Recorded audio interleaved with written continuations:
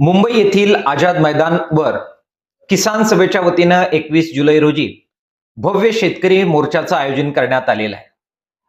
महाराष्ट्रभरातल्या 21 पेक्षा जास्त जिल्ह्यातून हजारो शेतकरी आझाद मैदानवर शेतकरी प्रश्नांसाठी एकत्र येणार आहेत. कर्जमाफीमध्ये काही अटी शर्ती लढ्यामुळे काढून टाकण्यास येत आलं असलं तरी सुद्धा नियमित कर्जदारांमध्ये आपण नियमित कर्ज भरलं म्हणजे चूक केली का अशी भावना निर्माण झालेली आहे. या शेतकऱ्यांना केवळ 50,000 रुपये दिले जातात.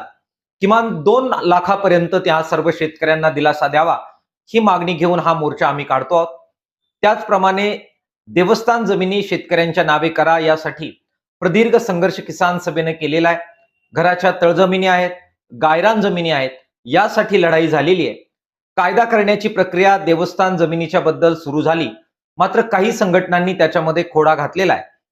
सरकारने या शेतकरी विरोधी संघटनांच्या दबावाला बळी न पडता हा कायदा शेतकरी हिताचा कसा होईल आणि लवकरात लवकर कसा होईल याची मागणी करण्यासाठी आम्ही हा मोर्चा काढतो आहोत. गायरान जमिनी, घरांच्या तळजमिनी, त्याचप्रमाणे पीक विम्याचे ट्रिगर पुन्हा लागू करून ती योजना शेतकरी हिताची करावी.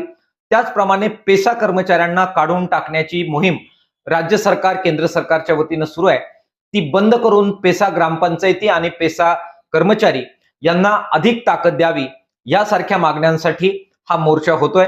शेतकऱ्यांनी मोठ्या संख्येने या मोर्चामध्ये सहभागी व्हावं असं आवाहन किसान सभेच्या वतीनं आम्ही करतो आहोत.